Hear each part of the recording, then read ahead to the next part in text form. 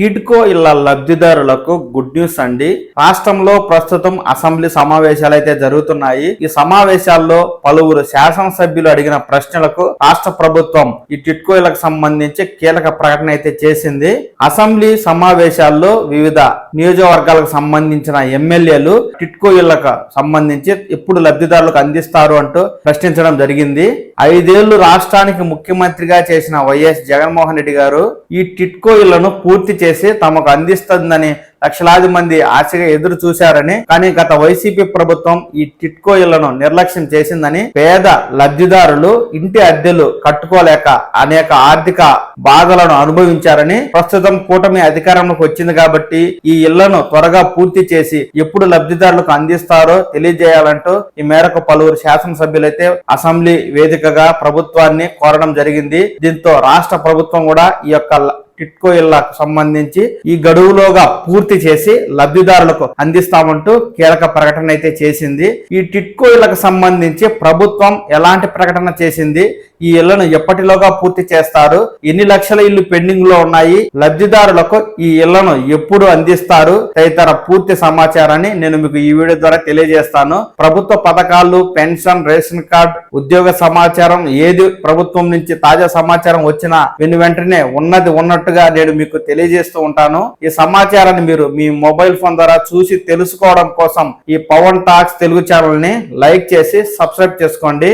ఇక విషయంలోకి వెళ్తే, పూర్తిగా టిడ్కో ఇళ్లను అన్ని వసతులతో పూర్తి చేసి లబ్ధిదారులకు అందిస్తామని ప్రకటన అయితే చేసింది. పలువురు ఎమ్మెల్యేలు అడిగిన ప్రశ్నలకు సమాధానం ఇస్తూ మంత్రి పొంగూరు నారాయణ గారు అయితే టిడ్కో ఇళ్లకు సంబంధించి అదే సమాచారాన్ని అయితే మనకు తెలియజేశారు.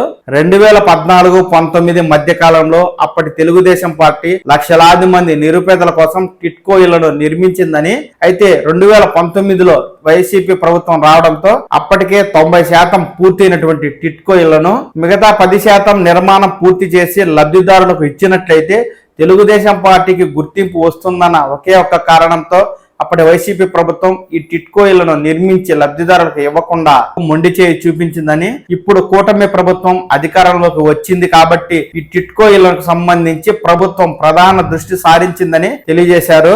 డిసెంబర్ చివరి నాటికి రాష్ట్రంలో ఉన్న టిడ్కో ఇళ్లన్నిటినీ పూర్తి చేసి అన్ని వసతులను సమకూర్చి లబ్ధిదారులకు అందించేందుకు అన్ని రకాల ఏర్పాట్లు చేస్తున్నామని, ఈ మేరకు పనులు కూడా త్వరలోనే ప్రారంభించబోతున్నామంటూ మంత్రి గారు అయితే టిడ్కో ఇళ్ల లబ్ధిదారులకు గుడ్ న్యూస్ అయితే తెలియజేయడం జరిగింది. ప్రతి మహిళ తన కుటుంబంతో సంతోషంగా ఉండేందుకు ఎంత ఖర్చు అయినప్పటికీ ఈ ఇళ్లను పూర్తి చేసి లబ్ధిదారులకు అందించి ఈ మేరకు పేదవారికి సొంత ఇంటి కలను నిజం చేస్తామంటూ మంత్రి నారాయణ గారు అయితే తెలియజేయడం జరిగింది. మొత్తంగా 3,13,812 మంది లబ్ధిదారులకు డిసెంబర్ నెలాఖరులోగా ఈ యొక్క ఇళ్లను వారికి హ్యాండ్ ఓవర్ చేస్తాము అంటూ మంత్రి గారు అయితే అసెంబ్లీ వేదికగా ప్రకటన చేయడంతో ఈ మేరకు ఎన్నో ఏళ్లుగా ఎదురు చూస్తూ ఉన్నటువంటి టిడ్కో ఇళ్ల లబ్ధిదారులకైతే ఈ మేరకు ఈ సంవత్సరం చివరికి వారు ఒక సొంత ఇంటికి యజమానులు అవుతారని మనకైతే ప్రభుత్వం ప్రకటన ద్వారా తెలుస్తూ ఉంది. ఇదే విషయాన్ని గృహ నిర్మాణ శాఖ మంత్రి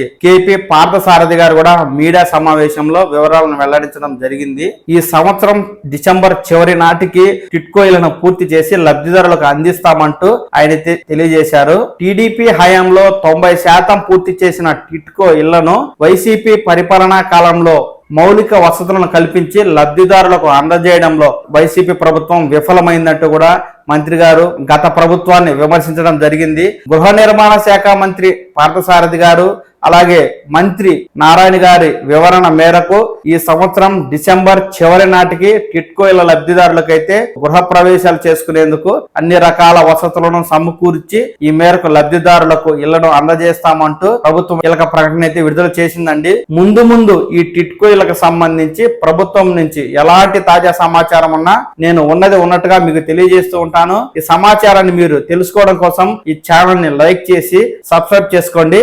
నమస్కారం.